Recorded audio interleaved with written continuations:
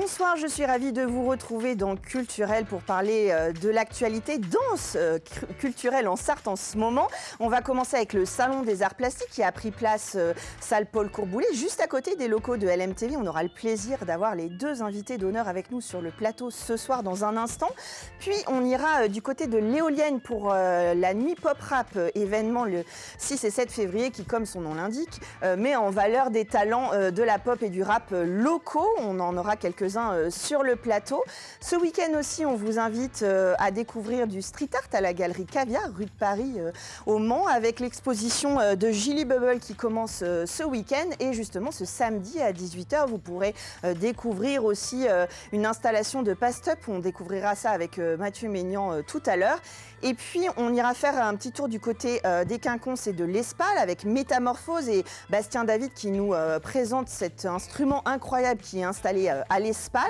La Pensée Joyeuse aussi, une belle journée le 31 janvier prochain avec plein d'associations autour des femmes dans la lignée des inspirantes. Une belle journée pluridisciplinaire à découvrir. Et puis, on aura aussi sur le plateau Estelle Transon qui nous propose à la fois dans le Mans sonore un voyage immersif à la salle des concerts et qui sera aussi à la Pensée Joyeuse le 31 janvier prochain. Vous voyez, il s'en passe des choses, ça fourmille dans la Sarthe et dans Culturel. Je vous propose de retrouver tout de suite nos invités.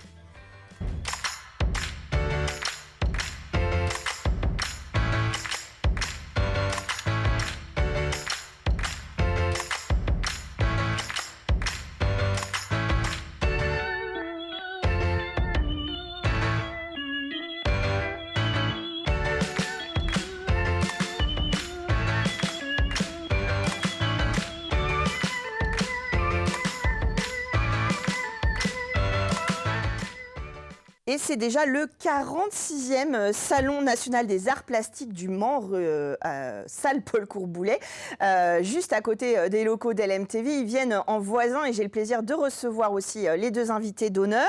Hélène Iribarne, bonsoir.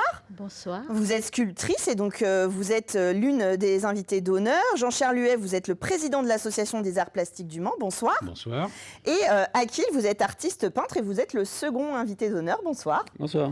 Alors tous les trois, vous venez donc pour ce salon qui est ouvert jusqu'au 8 février prochain et on peut y aller gratuitement visiter ce salon et ses artistes. Alors peut-être Jean-Charles Huet, pour ceux qui auraient raté les 45 épisodes précédents, nous resituer un petit peu le Salon des Arts Plastiques du Mans. Oui, bonjour. Alors donc le Salon national des Arts Plastiques a lieu donc toujours tous les ans, à peu près à la même période. Donc nous recevons entre 80 et 90 artistes sélectionnés. Et donc deux invités d'honneur, dont Monsieur Akil et Madame Iribarne. Et sinon, ensuite des deux invités d'honneur, il y a plein d'artistes qui exposent.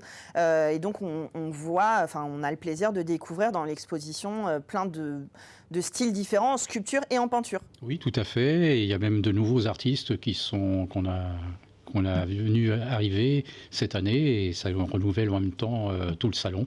Oui, c'est ça, parce qu'on retrouve certains qu'on a l'habitude de suivre et puis on fait des découvertes de personnes et de styles aussi. Puis il y a des évolutions aussi, évidemment, dans le temps de style. Alors justement, cette année, on découvre, alors honneur aux dames, je commence par Hélène Iribarne.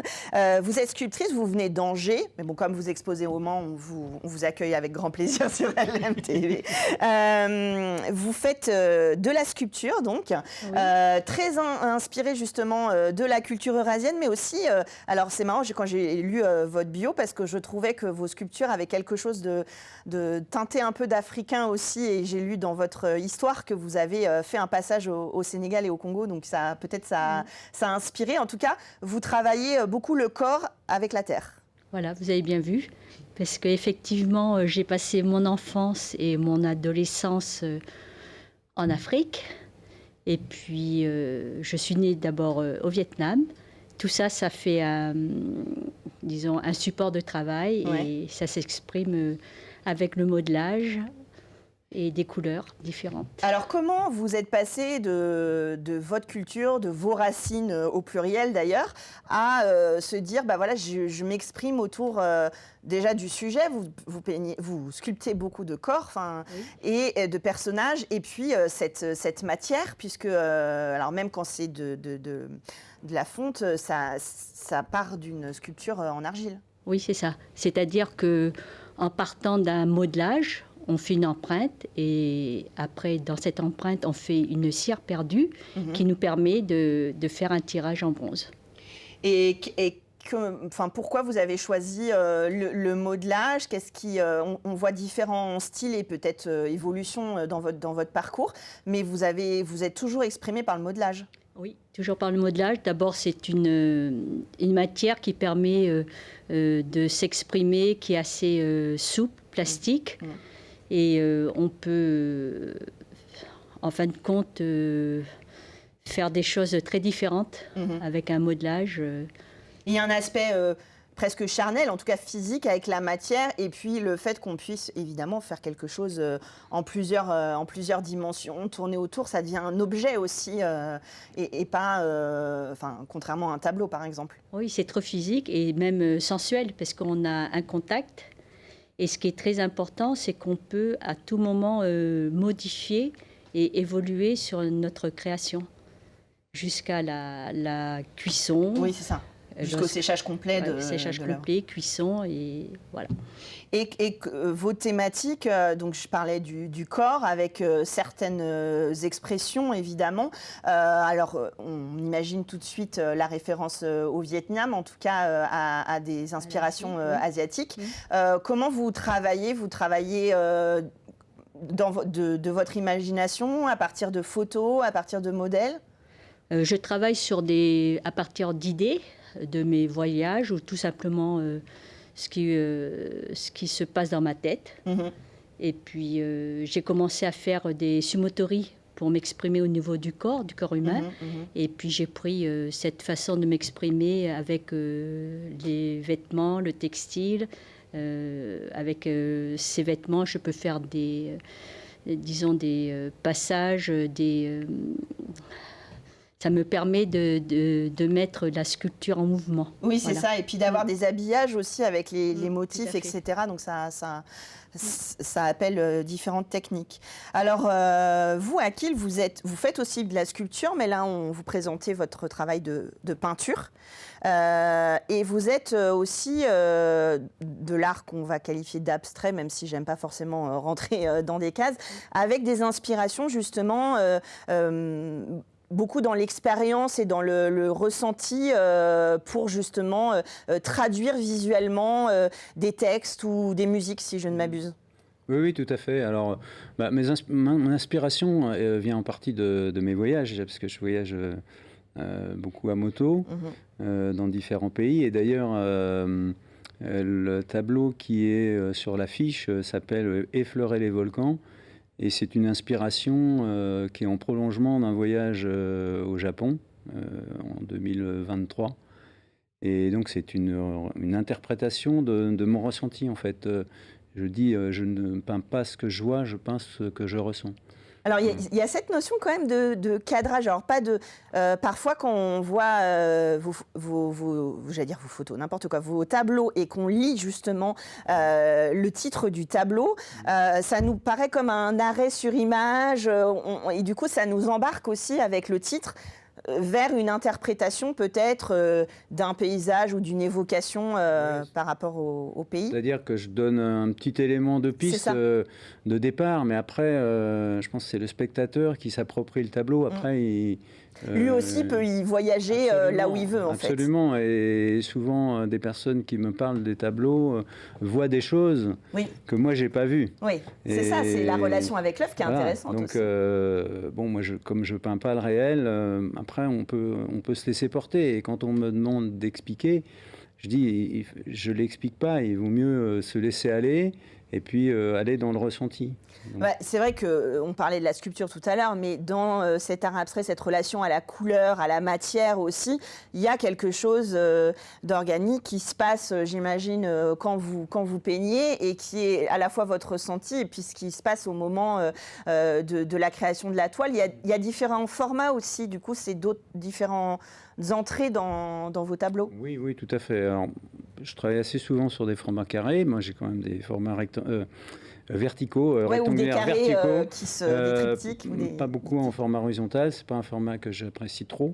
Et donc, alors les carrés, c'est assez intéressant parce que je commence toujours à peindre au sol. Et donc le carré, il y a quatre possibilités. Bas, donc je tourne en fait autour. Et puis quand je commence à sentir un petit peu le tableau, qu'il y a des choses qui sont posées, qui me semblent inspirantes, et qu'il y a un sens aussi qui apparaît, là je le mets sur le chevalet et puis je continue à travailler en vertical. Donc en fait, il y a une sorte de renaissance du tableau, enfin d'évolution du tableau entre le moment où il commence au sol et qu'il s'élève. C'est beau en plus comme. Oui, parce qu'en fait, quand je démarre, j'ai pas de plan en fait. Je n'ai pas d'esquisse. Je pars avec un choix de quelques couleurs, un choix de quelques outils. Et souvent, je détourne des outils de leur destination. J'ai par exemple des raclettes à vitrage, par exemple. Et puis ensuite, je me laisse porter. Et en fait, les choses qui apparaissent inspirent d'autres choses. En fait, c'est un prolongement qui se fait comme ça au fur et à mesure. Après, il y a des choix à faire parce qu'il y a certaines parties qui sont intéressantes, mais quand il y a plusieurs parties qui sont intéressantes, mais qui ne fonctionnent pas, donc il faut en oublier une partie et puis faire un choix et prolonger sur une autre. Oui, c'est ça, c'est la vie de l'œuvre, comme la sculpture, jusqu'à temps qu'elle soit cuite ou enduite, etc. C'est intéressant de voir comment vous la faites évoluer pour qu'on s'imagine toutes ces choses aussi. Et c'est pour ça qu'on aime bien vous rencontrer. Et de voir, finalement, je ne sais pas, Jean-Charles Huet, si vous aurez la même impression que moi, c'est que quand je vois toutes les œuvres qui sont exposées, il y a aussi un côté qui fait du bien, c'est-à-dire que on voyage et puis il y a quand même des couleurs, des expressions différentes, mais qui font un peu de bien en ce moment. C'est-à-dire que c'est pas que des interprétations pessimistes et compliquées du monde qui nous entoure. On voit aussi que les artistes empruntent des chemins un peu plus lumineux. Oui, tout à fait. Oui. Et c'est justement un peu l'intérêt aussi de ce salon, c'est de voir des univers qui sont complètement différents et qui vont nous ouvrir l'esprit, en fait, surtout. Et c'est pour ça qu'on invite souvent les scolaires, quand ils peuvent venir, parce que je pense que pour les enfants, c'est très important de s'ouvrir l'esprit et de voir les choses différemment. Voilà. Et de voir les différents modes d'expression. Alors c'est vrai qu'il y a l'histoire de l'art, bien sûr, avec les courants artistiques, mais de voir aujourd'hui comment on peut s'exprimer en volume, avec des sculptures très différentes, en peinture. Et puis évidemment, il y a l'aquarelle, il y a l'huile, il y a plein de techniques différentes. Il y a combien d'artistes qui sont exposés Là, cette année, on a sélectionné 90 artistes. Ça fait déjà beaucoup. Ça fait déjà beaucoup. Mais la salle est extraordinaire, donc on a réussi à agencer, à avoir un éclairage un peu plus important cette année. Et puis puis on a des univers complètement différents avec des artistes qui viennent un peu de partout. Là, j'en ai découvert un il y a 6 mois en me baladant dans le Vieux-Mans. Il était en train de sculpter. Je lui ai demandé si ça l'intéressait de venir exposer chez nous. Il a accepté et puis il a reçu un prix. Donc c'est vraiment le plaisir. Alors c'est vrai qu'il y a aussi le plaisir, alors à qui je ne l'ai pas dit, mais vous êtes de Sarthe, donc je fais un peu cocorico sur le plateau, évidemment, on est sur le LMTV. Alors il y a des artistes qu'on connaît, qu'on a un peu plus l'habitude de voir et de pouvoir recevoir dans Culturel, c'est pour ça que je le mentionne. Mais c'est vrai que ça vient d'un peu partout. Et puis vous avez le soutien aussi local pour pouvoir avoir des prix, puisqu'il y a des différents prix qui sont remis lors de ce salon. Oui, tout à fait. Alors le prix du salon, c'est nous qui le payons. Il a été attribué d'ailleurs à monsieur Jean-Luc Guégrand. Le prix de la sculpture à Mahmoud Kahiri. C'est un Égyptien qui est arrivé il n'y a pas très longtemps en fait en France. Le prix de Frambourgeois, évidemment, qui est un autre sponsor depuis le début. Donc ça commence à faire pas mal d'années. Et le prix de la création avec Créatitude, évidemment, qui vous soutient. Qui Mais là, vous c'est là aussi soutient, de vraiment, citer quand même les voilà, entreprises voilà. locales, parce que c'est vrai que Voilà, c'est très important pour Ouais. nous.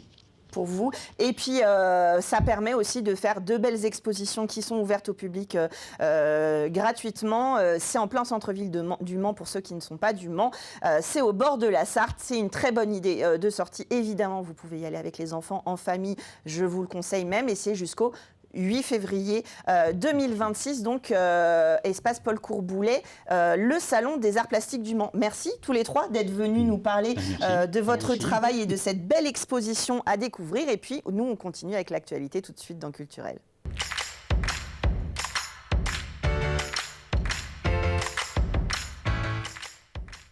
On va parler de street art et de pass-up dans un instant avec Mathieu Maignan. Bonsoir. Vous êtes artiste et vous êtes galeriste, donc la galerie Caviar à découvrir au Mans, on en reparlera dans un instant. Mais avant, on va parler de pop et de rap avec vous. Alors, JP Sac, vous êtes co-organisateur de l'événement. Yvick, vous êtes artiste programmé et vous organisez aussi l'événement. Et vous êtes venu avec Luna Frange. Bonsoir. Bonsoir. Vous êtes artiste programmé. Alors, je ne sais pas qui de vous deux veut m'expliquer un peu qui a eu cette bonne idée de cet événement autour du pop et... Je pense qu'en fait, c'est arrivé assez naturellement. On avait envie tous les deux d'organiser un événement commun qui rassemble un peu la scène locale. Oui, c'est ça, parce que je le disais tout à l'heure dans le sommaire, mais c'est important. C'est la scène pop-rap locale, donc des artistes sartois. Des artistes sartois qui viennent jouer. Et le but, c'est de faire découvrir et de profiter ensemble. Donc voilà. Alors c'est vrai que moi j'étais un peu étonnée en préparant l'émission, je ne m'étais jamais posé la question qu'il n'y avait pas un événement, enfin il y a plusieurs événements évidemment où on peut écouter de la pop et du rap sur le Mans, la scène est quand même assez ouverte, mais c'est vrai que là voilà, c'est bien de faire la lumière sur cette typologie, enfin ce style d'artiste.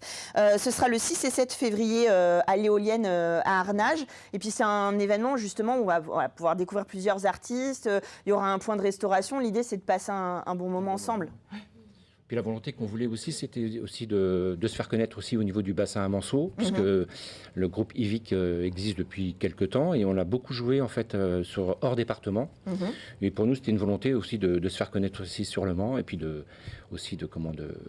faire venir des artistes aussi locaux.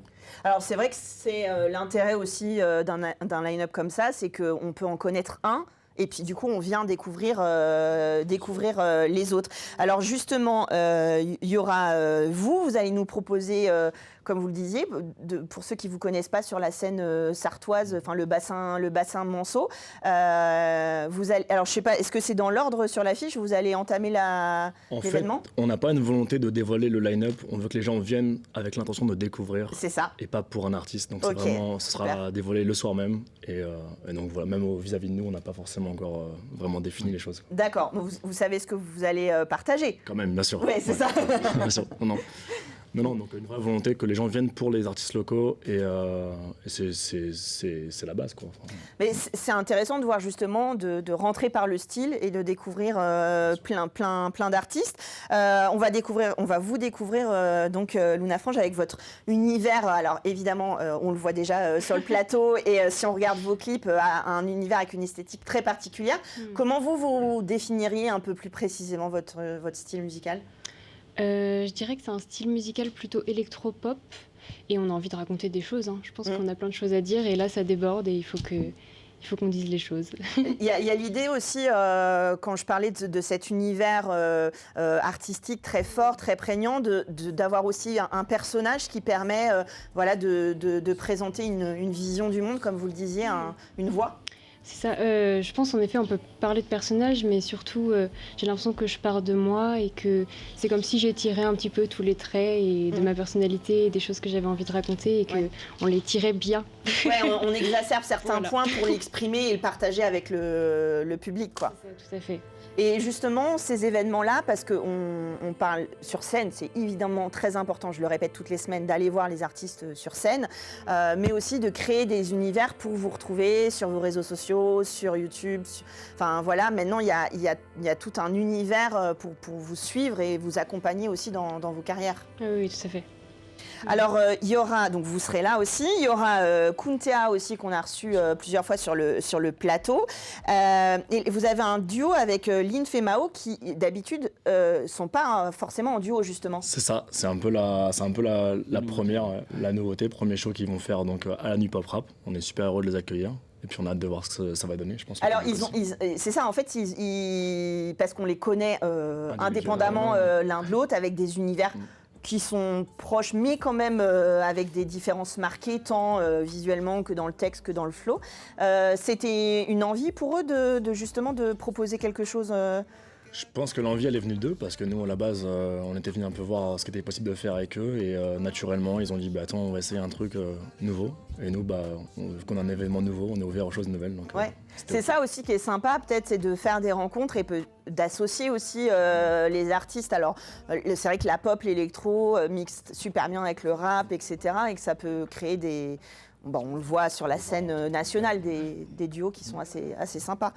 Et alors, j'ai encore oublié la façon de Touvik, qui est pareil, un univers particulier qu'on peut suivre sur les réseaux, dont on a entendu parler, mais qui est amené à évoluer avec ses pairs et puis sur scène.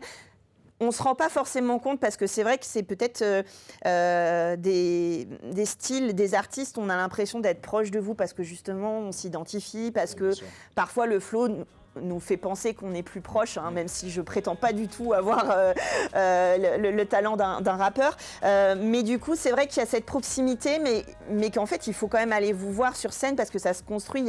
Il y a un spectacle en fait qui se monte, même si c'est vous. Il y a quelque chose qui se partage avec le public, qui se passe. C'est de la scène vivante. Mais ça, on peut pas le transmettre à travers les clips, malheureusement. Donc, le seul moyen de découvrir la vraie énergie, c'est de venir sur scène, prendre des billets et de venir voir les artistes, quoi. Alors justement, là, l'entrée, elle est à 10 €, donc elle reste quand même accessible, même si on sait que voilà, ça permet de découvrir plusieurs artistes. Et puis vraiment, alors, ça vaut pour tout, parce que ça vaut aussi quand il y a un orchestre monumental, mais on a tous en tête des battles ou des choses de pop un peu particulières. Évidemment, ça va chauffer dans la salle et ça va être... On espère, oui. C'est le but aussi de la soirée. Va chauffer, le jeu de mots est peut-être pas très très bien choisi en ce moment, mais en tout cas, ça va bouger et c'est ça l'idée aussi. Alors, je casse les stéréotypes aussi. C'est pour tout le monde. On peut venir évidemment avec les enfants. C'est safe. Enfin, voilà, la nuit pop rap, c'est l'idée. C'est pas du rap pur et dur. Voilà, c'est ça. Il y a de la pop. Il y en a pour tout le monde, quoi, en fait. Voilà. Non, mais je le dis parce qu'il y a encore des gens qui peinent, qui hésitent un petit peu. Mais justement, et en plus, c'est vrai que les plus jeunes sont parfois très réceptifs justement à ce genre musical. Donc autant je vous invite à les emmener au théâtre et voir pourquoi pas des concerts lyriques, autant je vous invite aussi à vous. Peut-être c'est eux qui vont vous traîner sur la scène pop rap 6 et 7 février. La billetterie en ligne et puis on peut venir sur place. On espère pouvoir accueillir sur place. Malheureusement, on a voulu faire un événement à taille humaine. Ça veut dire qu'on a une centaine de billets malheureusement à vendre. C'est déjà bien parti, donc peut-être pas. Donc prenez vos places dès maintenant si vous nous voyez sur Culturel, que vous avez envie de profiter de ce moment à l'Éolienne à Arnage. Et puis c'est le premier événement en 2026. Donc j'espère vous retrouver très vite pour la suite des événements. Et voilà. Et dites aussi à vos artistes de passer dans Culturel pour les faire connaître. C'est un bon moyen aussi d'ouvrir les portes. Donc merci d'être venu dans l'émission. Sans transition, bien qu'on est sur de la pop culture, un petit peu quand même, enfin un petit peu complètement. Donc à la galerie Caviar, 6 rue de Paris, donc la cave dans laquelle on fait de l'art, on l'a dit tout à l'heure en antenne. Ce samedi ouvre une exposition pendant un mois, de Julie Bubble, qui est street artiste. Alors, vous allez me dire, street artiste dans une galerie, comment ça se passe ? Eh ben, très bien, ça se passe très bien. Elle est du monde du street art, effectivement, et en plus de ça, plutôt amenée à coller sur les murs, à l'extérieur généralement. Donc là, on les fait rentrer dans la galerie. C'est aussi un moyen de faire découvrir une autre forme d'art. Donc c'est aussi pour ça que j'ouvre les portes de la galerie, quoi. C'est pour faire connaître un petit peu ce domaine qui est un petit peu plus précis dans le milieu du street art. Alors c'est ça, c'est-à-dire que le paste-up, en fait, c'est le fait d'avoir anticipé, d'avoir préparé une création et de venir la coller dans la rue. C'est ça, ouais. Ça peut être des œuvres uniques. Ça veut dire qu'il y a des artistes derrière qui travaillent concrètement à la main, qui découpent, qui collent dans des endroits où généralement ça peut être arraché assez vite. Donc c'est un mouvement qui est très fort, mondial, très peu reconnu en fait, et qui vaut son pesant d'or à mon avis dans le domaine du street art, qui est hyper généreux. Parce qu'on sait que c'est voué à disparaître assez vite. Alors, il y a aussi peut-être le côté plus accessible parce qu'on se dit qu'il n'y a pas détérioration. C'est un collage qui est amené souvent à pouvoir être décollé ou même avec le temps, en fait, à évoluer. Puis vous disiez, ce sont parfois des œuvres uniques, mais de toute façon, à partir du moment où l'artiste choisit de le poser à un endroit précis, ça devient de toute façon une œuvre unique à ce moment-là. Oui, aussi, tout à fait. Et puis c'est une grosse communauté que j'avais envie de rassembler de nouveau à travers la galerie. Ça me paraissait assez important et c'est assez fou les retours que j'ai pu avoir des artistes qui viennent de partout. Là, j'ai encore reçu un colis parce qu'en fait ils m'envoient des paste-up, des donc dans collages. Le sous-sol de la galerie, il va y avoir une galerie paste-up avec plein de collages d'artistes différents, plus de 50 artistes, dont vous quand même, parce que vous êtes artiste aussi et vous avez une partie de paste-up que vous faites et on peut vous suivre avec le pseudo mai.artiste. Ouais, c'est ça, ça y est. MAI, comme le... Oui. Ah, vous vouliez pas, voilà, je vous le dévoile sur Culturel. Si vous ne faisiez pas le lien, voilà, ça y est, c'est fait. Donc, il va y avoir ces collages urbains dans le sous-sol de la galerie. Et il y a même ce samedi, là, ça va être un peu participatif, en fait. Ouais, complètement. Je vais essayer d'ouvrir un mur au public qui va venir et qui va pouvoir dessiner, laisser une phrase, découper et coller sur les murs directement de la galerie. Il y a aussi un live painting, c'est-à-dire qu'il y a Pampan qui vient. Donc c'est des noms d'artistes. Oui, vous avez. C'est quand on regarde. C'est sympa. Oui, tout à fait. Et qui va venir faire un live dans l'après-midi. On fait l'installation de Julie et puis il y a le vernissage le soir qui devrait ramener quand même pas mal de monde. Et des artistes qui vont venir coller en direct, évidemment. Donc il va y en avoir une vingtaine qui vont venir coller en direct. Alors, à partir de quelle heure dans l'après-midi on peut venir profiter de l'expo et puis rencontrer Julie alors vous pouvez venir à partir de 14-15 heures. Julie sera là. Et pour le vernissage est à 18h. Pour le live painting, effectivement, à 16 heures. Il sera déjà à pied d'œuvre. À pied d'œuvre. Alors, cette exposition, elle dure jusqu'au 24 février, donc on peut venir en profiter. Si on n'est pas sur le Mans samedi, on peut redécouvrir les œuvres. Exactement, oui, tout à fait. La galerie est ouverte du mercredi au samedi, tous les après-midi. Et Julie nous vient d'Angers, si je ne m'abuse. Exactement. Ouais. Donc c'est la première exposition. Alors c'est aussi un peu le paradoxe d'exposer quand on fait du paste-up, parce qu'il y a la notion d'habitude de choisir son lieu, sa ville, son support, de venir coller, de prendre des photos. Enfin voilà, il y a beaucoup de gens qui les suivent, comme le pixel art ou d'autres choses comme ça.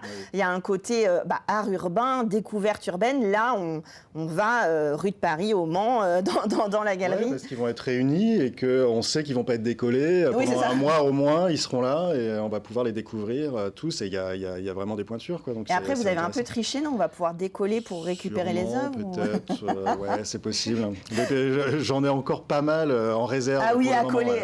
Ah, mais j'ai complètement oublié de vous coller, c'est dommage. J'ai trouvé un endroit chez moi qui est beaucoup plus accès. Évidemment, c'est aussi une façon, on en rigole, mais de reconnaître les artistes, parce que le collage urbain ne rapporte pas d'argent non plus. Donc le fait d'être présent, d'être dans des expositions, de pouvoir vendre des œuvres, ça permet aussi évidemment de vivre. Et ça, il faut le dire et le redire, c'est qu'en dehors de l'expérience qu'on est tous ravis d'avoir dans nos villes, il faut quand même que les artistes puissent vivre. C'est une façon de se faire connaître, de toute façon. Donc on est obligé de passer par là aussi pour ces artistes qui travaillent dans la rue. Bon, la plupart ne font pas que ça, évidemment. Ils ont aussi des œuvres à accrocher d'une manière plus traditionnelle. Certains sont galeristes, voilà, oui, ou graphistes. C'est ça. Donc on les suit évidemment. Julie Bubble 80 pour l'artiste qui sera en exposition pendant un mois. Vous suivez la Galerie Caviar. Et puis si vous suivez sur Instagram la Galerie Caviar, je pense que ce samedi, vous allez pouvoir découvrir plein d'artistes qui seront tagués et comme ça, les découvrir aussi et puis les reconnaître dans la rue et dans les villes. C'est ça qui est sympa parce que ça devient une communauté en fait. Ah bah complètement. Donc c'est une communauté. À vous suivre et à aller les rencontrer parce que c'est une communauté, mais il n'y a pas que les photos Instagram, il y a les vrais gens derrière. Donc allez les rencontrer. Et là encore, c'est super aussi avec les enfants parce que justement, ça reste accessible. On ne se sent pas échaudé par l'aspect galerie. Voilà. Surtout quand on voit le travail de Julie. De Julie qui est très coloré et puis c'est des chats volants. Donc bon voilà, je ne peux dire que ça. C'est déjà un super teasing. Merci beaucoup à tous les quatre d'être venus sur le plateau. Ça donne envie de sortir ces prochains week-ends au Mans, évidemment. Et puis on va continuer avec l'agenda tout de suite dans Culturel.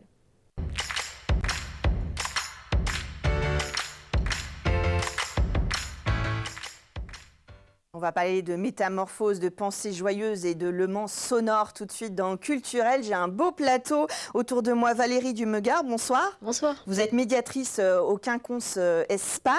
Bastien David, bonsoir. Bonsoir. Vous êtes directeur artistique des Métamorphoses. Vous allez nous raconter ça dans un instant. Estelle Transon, bonsoir. Bonsoir. Vous êtes chanteuse, autrice, compositrice et vous êtes venue avec Vanessa Lilian, bonsoir. Bonsoir. Vous êtes metteuse en scène du spectacle. Vous êtes juste en répétition, juste à côté, à la salle des concerts. Alors, tous, il y a un côté Le Mans sonore, une côté pensée joyeuse de manière générale. On va prendre les choses dans l'ordre. On va commencer avec vous, Bastien David, et cet instrument incroyable qui est à l'Espal, donc dans le cadre de Le Mans sonore, et que vous avez fabriqué, que vous avez inventé. Voilà, moi je suis compositeur. Je compose de la musique depuis que j'ai 8 ans. Et inventer de la musique m'a amené à imaginer aussi des instruments. Et le métallophone, c'est le premier instrument que j'ai imaginé. J'ai mis 10 ans à le finaliser. Ouais. Il a des origines, il a été fabriqué à 3 endroits, en Birmanie, en France et en Italie. Et ensuite, j'ai monté cette compagnie qui s'appelle Les Insectes. J'ai écrit cette musique pour ces 6 percussionnistes qui jouent sur cet instrument, sur ce nouvel instrument. Alors justement, Valérie, ça croise en fait finalement le côté exposition artistique de cet incroyable instrument. Évidemment les représentations, puisque avec les insectes, vous allez avoir 2 représentations, le 23 et le 24 janvier. Donc c'est vraiment tout à fait dans la lignée de ce qu'accompagne les Quinconces, l'Espal, la scène nationale tout au long de l'année. Tout à fait, puis ça rentre complètement dans les thématiques de la Biennale du Son qui propose des événements innovants et qui est à la mêlée vraiment à la croisée de la science et de la musique, des arts. Donc le projet de Bastien pour nous était vraiment formidable à accueillir. Il est accueilli depuis hier d'ailleurs, l'instrument, tu l'as pas dit je crois, qui fait quand même 15 mètres. Oui, alors c'est long. ça, j'ai vu. Alors il s'appelle un sacré instrument. C'est les Métamorphoses, mais ça s'appelle un métallophone. L'instrument s'appelle le métallophone. Oui, bien sûr. Non, mais j'aime bien parce qu'on dit ça de manière tout à fait normal, comme si c'était évident.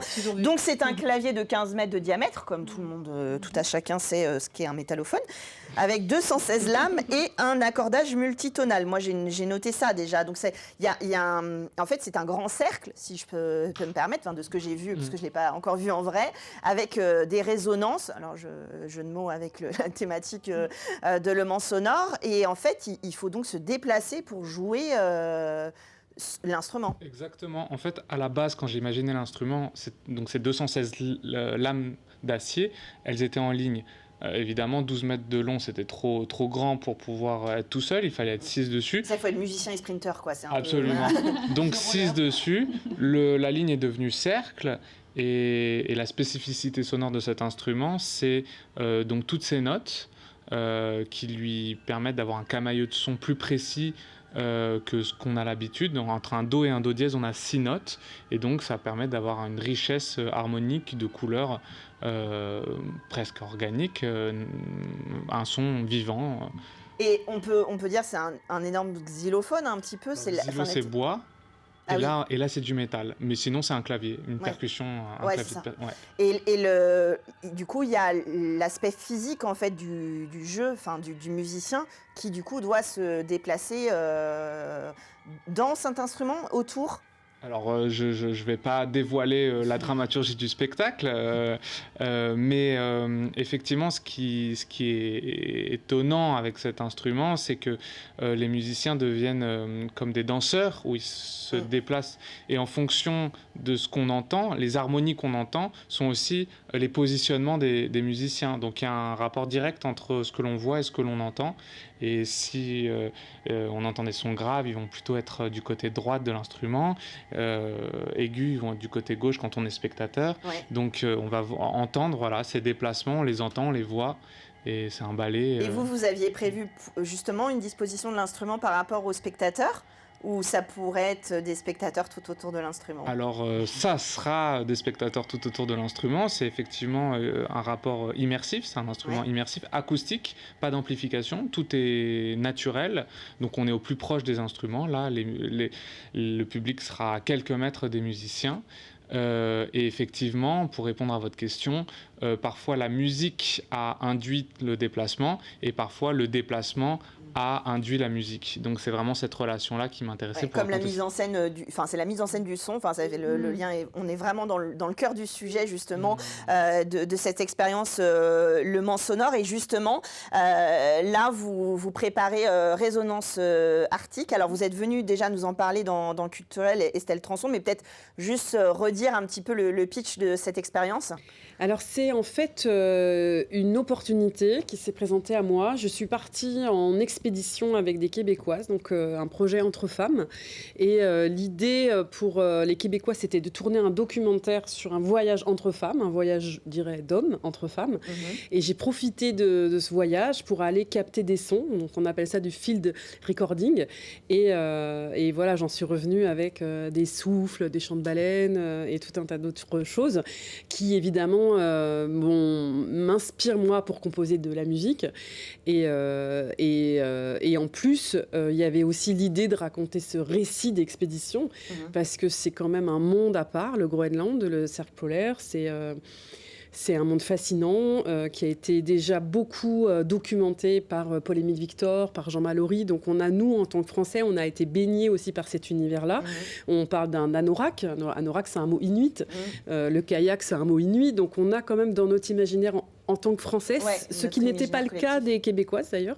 Ah oui, d'accord. Ah non, pas du tout. D'ailleurs, je ne sais pas pourquoi. Enfin, elles ont choisi le Groenland pour une raison, parce que c'est elles qui avaient imaginé. Je pense qu'elles avaient imaginé un endroit. Alors bon, je pense que le froid, c'était pas forcément ce qui les dérangeait, mais peut-être avec les montagnes, le fait qu'il n'y ait pas d'arbres, que ce soit très minéral. Donc ça, je pense que ça les a motivés. Et l'eau aussi. Enfin, y a quand même le fait d'être en kayak, bon ça, je pense que pour les Québécois, c'est très naturel. Pour moi, ça l'était pas du tout. Il a fallu que j'apprenne à faire du kayak, donc j'ai commencé au Sablon à faire des chutes dans l'eau à 7 degrés en me disant ouh là là, faut pas que je tombe jamais, et en même temps je tombais à chaque fois et plusieurs fois par entraînement, donc il a fallu déjà apprendre tout ça, et donc je raconte ça de manière un peu aussi humoristique dans ce récit d'expédition. Et comme je suis partie avec des caméras en plus des micros, finalement ça donne aussi un aspect très documentaire. Oui, c'est ce que j'allais dire. Comme une enquêtrice en fait. Alors je cherche les sons, je suis en quête de sons et en même temps je trouve des choses incroyables qui sont au-delà de ce que j'avais imaginé, et sur moi, mais aussi sur l'environnement. Bah oui. Et puis sur cet espace qui est un espace qui finalement plein de surprises, et il faut venir voir Résonance Arctique pour les découvrir. Le teasing est bien. Alors, malheureusement, l'actualité fait qu'on en parle beaucoup et que, on se dit que peut-être le documenter et justement faire la lumière sur ce qu'est l'environnement du Groenland et ses sons, ça participe à sa culture. Et nous, on a, comme vous disiez, dans notre imaginaire collectif des images du Groenland, mais les confronter, ou enfin, en tout cas, les accompagner avec du son. Et justement, Résonance Arctique, alors Vanessa Lilian, vous faites la mise en scène. Comment on attaque la mise en scène d'une telle expérience qui finalement est un récit de voyage, qui est très personnel et qu'il faut traduire pour le partager avec le public? En fait, Estelle est arrivée avec une multitude de choses, que ce soit effectivement toutes ces images de documentaires, ces sons, des chansons, des musiques, et il ne s'agissait pas non plus de faire une conférence. Il fallait rendre en fait ça de manière artistique, mais qui est quand même le récit du voyage et qui est quand même et pas non plus un collage. Voilà. Donc en fait, on a travaillé là-dessus de créer une œuvre artistique autour de tout ce dont elle vient de vous parler. Et en fait, j'ai suivi le fil conducteur du fait que Estelle soit une artiste et en fait, quand elle vit les choses, elle les transforme. Et du coup, j'ai vraiment joué sur ce fil-là OK, j'ai fait un voyage, mais moi, en fait, quand je vis des choses, de mon prisme artistique, j'en fais de la musique, j'en fais des chansons. Oui, comme les peintres, on en parlait tout à l'heure. Et moi, j'ai fait pareil, en fait, à partir du matériau qu'elle m'a amené, je le transforme en spectacle, en fait. Et alors justement, cette expérience, alors je pense que le teasing est bien, on a tous envie d'y aller. Peut-être qu'on pourrait faire des résonances arctiques avec le métallophone. Et du coup, juste pour flécher, donc c'est ce vendredi 23 et samedi 24 janvier à la salle des concerts. C'est accessible, vous diriez, à partir de quel âge pour venir voir ce spectacle-là? On l'a adapté pour qu'il y ait une séance de scolaire, donc à partir du CM1. Et puis donc ça c'est le vendredi à 14h et le samedi c'est une séance tout public. Donc on peut venir découvrir. C'est très accessible parce qu'il y a plusieurs prismes de lecture. C'est ça. Ouais. Et puis c'est immersif comme mais il y a la découverte des paysages, il y a la découverte de la musique, c'est extrêmement riche. On peut être un voyageur en étant enfant comme en étant adulte. Enfin, cette appétence de la découverte de l'ailleurs, c'est ça que j'ai voulu aussi transcrire. Et c'est ça, c'est l'artiste qui est parti faire cette expédition en kayak. C'est pas juste une femme lambda, il y avait quand même quelque chose. Vous baissez la température à la salle des concerts On aurait aimé. J'aurais aimé, ouais. J'aurais aimé aussi avoir quelques petites surprises comme ça, encore plus immersives. Mais en fait, ce que je souligne, c'est que c'est une création. C'est-à-dire que là, vraiment, pour Le Mans Sonore, c'est la première. Demain, c'est la première fois que ça va être joué. Donc, voilà, ça évoluera, j'espère, aussi, avec des dispositifs encore plus... Mais dans le hall d'accueil, Estelle a fait imprimer des grandes photos, elle a fait reconstruire un igloo, etc. Donc, il y a quand même un accueil déjà un peu particulier à découvrir. Et merci de vous être arrêté parce que vous êtes en plein dans la création de ce spectacle. Justement, Valérie Dumigard, le 31 janvier, il y a la Pensée joyeuse qui est donc dans le fil des inspirantes, qui est une journée collective ouverte, où on vous retrouvera, Estelle Transon, dans une immersion sonore aussi. Là, la proposition, c'est justement ce 31 janvier, c'est gratuit de venir dans cet espace culturel, humain, j'allais dire, au sens large, qu'elle est Quinconce, pour découvrir des artistes, mais pas que. C'est quelque chose qui est coécrit avec des associations. Complètement, c'est fabriqué avec des associations et avec des collectifs. C'est vraiment une journée qu'on veut joyeuse, festive, co-construite et complètement gratuite, vous l'avez dit. Et c'est une manière, je trouve, décomplexée de rentrer dans ce lieu, les Quinconces. On y rentre, on va y passer un moment, une rencontre, on peut faire un atelier, on peut écouter des choses, suivre un débat. Enfin voilà, il faut vraiment en profiter. Ça va permettre de découvrir ou redécouvrir ce lieu. Alors c'est vrai qu'en plus, il y a aussi le Café Rouge. Enfin voilà, il faut vraiment pousser la porte de ce lieu qui est donc place des Jacobins, à côté, enfin en face du cinéma au Mans. Il y a aussi je parlais de l'aspect social, puisque il va y avoir des collectes aussi, et ça c'est pas la première fois, et c'est pas que à ce moment de la Pensée joyeuse. À ce moment-là, c'est parce que vraiment la Pensée joyeuse a été teintée par le spectacle de Mina Kavani, I'm Derange, qui explique l'exil en fait d'une actrice iranienne qui arrive en France. Donc on reprend la notion d'exil dont Estelle parlait. Et ça a vraiment teinté l'envie de toutes les associations de mener des ateliers. Et donc, il y a l'association Salam, effectivement, qui va proposer un collectage qui est porté en local par l'association Tadamoun. Et donc, le spectacle aura lieu le 31 janvier au soir. C'est le spectacle qui est programmé le soir, je crois. Oui, qui est à 20h, 31 janvier à 20h. Il y aura aussi des installations sonores, aussi avec la participation de Gangrène et de la mission locale. Donc, il y a différents témoignages, il y a des débats aussi. Il y a des ateliers, vous l'avez dit, d'écriture, des ateliers plus plastiques. Il y a aussi, on peut trouver des informations. Il y a aussi des ateliers où il y a des points d'information. Il y a SOS Femmes qui est là. C'est vraiment toutes les associations qui œuvrent pour la défense des droits des femmes. Les inspirantes, en tout cas la pensée joyeuse, c'est aussi, si vous avez aimé ou vous avez été attiré par un des spectacles, évidemment le point pour se retrouver, en discuter. On peut aussi boire un verre. Enfin voilà, on peut vraiment y passer un bon moment. Et puis, encore une fois, vous le disiez, c'est en accès gratuit. Vous allez peut-être connaître les associations. Poussez la porte de ce lieu culturel. Venez découvrir ce qu'on vous propose. Il y a des choses qui sont accessibles. Et puis, on est là aussi pour soutenir justement avec les associations, les artistes, mais pas que, le public aussi qui évolue autour de nous, puisque ça se co-construit, comme vous le disiez. Oui. C'est un beau mélange, vraiment une journée festive. Et puis oui, il faut pas hésiter. En tout cas, le Carré Rouge, il est ouvert. Lui, c'est un lieu public. C'est considéré comme un tiers-lieu.